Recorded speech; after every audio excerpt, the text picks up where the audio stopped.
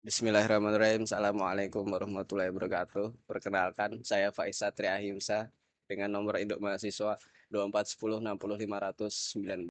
Judul kita pada video hari ini adalah Kitab-kitab hadis sumber autentik ajaran Nabi. Halo teman-teman. Jadi pada video kali ini kita akan membahas salah satu pilar paling penting dalam Islam, yaitu hadis. Kita akan bahas bagaimana Rasulullah menerapkan Islam secara nyata di kehidupan sehari-harinya melalui apa? Yaitu melalui hadis. Kenapa dan dari mana kita bisa tahu itu? Dari mana hadis ini? Apakah benar sabda Rasulullah atau bukan? Itulah yang akan kita bahas pada video kali ini. Jadi, ayo kita jalan-jalan. Pernah nggak sih teman-teman kepikiran siapa yang ngumpulin semua hadis ini? Apa benar datang dari Rasulullah? Nah, ternyata dalam sejarah Islam para ulama itu sudah mengumpulkan banyak sekali hadis dan yang paling terkenal ada di dalam Kutubus Sitoh. Yang pertama ada buku kitab Sahih Bukhari yang disusun oleh Imam Bukhari yang memuat hampir 600.000 hadis sahih. Kemudian ada Sahih Muslim dan juga ada kitab Sunan At-Tirmidzi, Sunan Ibnu Majah, Sunan An-Nasai, dan yang terakhir ada Sunan Abu Dawud. Keenam kitab ini dan juga kitab-kitab lainnya, keenam kitab ini aja dulu deh. Itu merupakan kitab yang istilahnya dua diantaranya, Sahih Bukhari dan Sahih Muslim, itu memiliki kesohihan yang semuanya sudah sahih gitu hadis-hadisnya.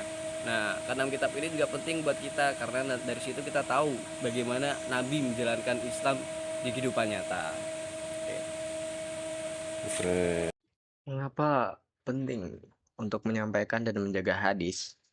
Rasulullah SAW bersabda yang artinya, semoga Allah mencerahkan wajah seseorang yang mendengar sesuatu dariku, lalu ia menyampaikannya sebagaimana ia mendengarnya.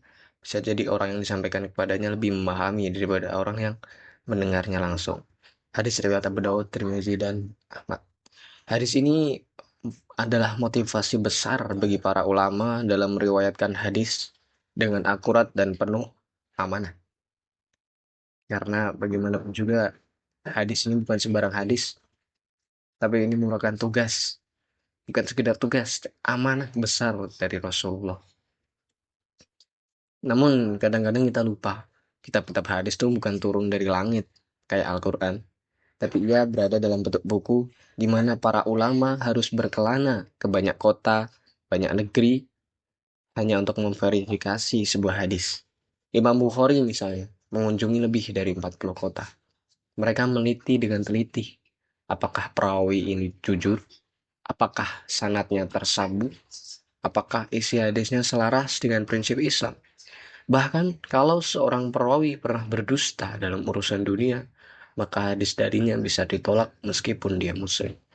Ini menunjukkan standar kejujuran yang tinggi, kejujuran ilmiah yang tinggi sekali dalam ilmu hadis.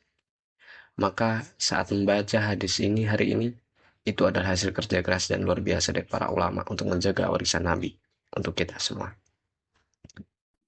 Bagaimana kitab hadis itu ditulis dan disusun, bagaimana para ulama dalam memilih hadis dan menyusun itu dengan metode yang teratur itu seperti apa.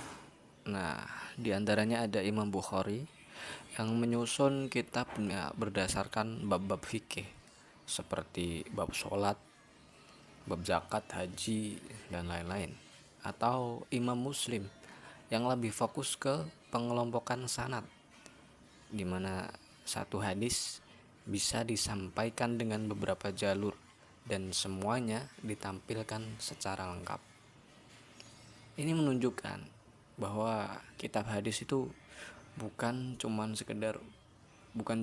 kumpulan ucapan Nabi, tapi juga hasil dari metode ilmiah yang sangat rapi. Bahkan para ilmuwan modern pun mengagumi bagaimana metode verifikasi para ulama hadis pada zaman dahulu. Jadi kalau kita belajar kitab-kitab hadis, kita sedang belajar metode ilmiah klasik dalam Islam yang luar biasa canggih. Jadi teman-teman, mengenal kitab-kitab hadis bukan hanya sekedar membaca dan kemudian menghafalkannya, tapi juga melaksanakannya dan mengilhami dan menghormati tokoh-tokoh ulama yang berperan penting di dalamnya. Semoga video ini dapat bermanfaat. Apabila ada salah kata, saya mohon maaf. Wabillahi taufiq wal hidayah. Assalamualaikum warahmatullahi wabarakatuh.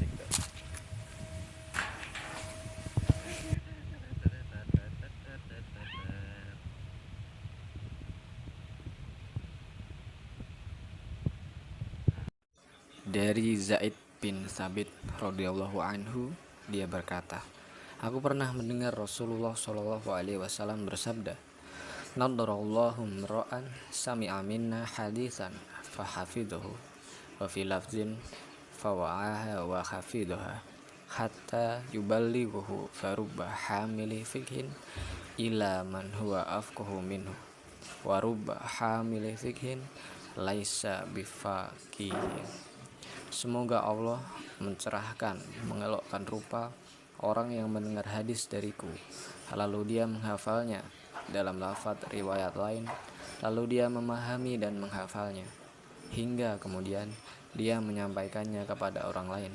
Terkadang orang yang membawa ilmu agama menyampaikannya kepada orang yang lebih paham darinya, dan terkadang orang yang membawa ilmu agama tidak memahaminya. Hadis yang sahih dan mutawatir ini menunjukkan betapa mulianya seorang pembawa hadis yang menghafalkan dan kemudian menyampaikannya. Begitulah betapa mulianya para ulama yang meriwayatkan hadis, dan betapa mulianya apabila kita juga menyampaikan dan memahami, menghafal hadis-hadis yang datang dari para ulama tersebut. Sekian dari saya. Wabillahi taufiq wal hidayah wa ridho wal inayah. Wassalamualaikum warahmatullahi wabarakatuh.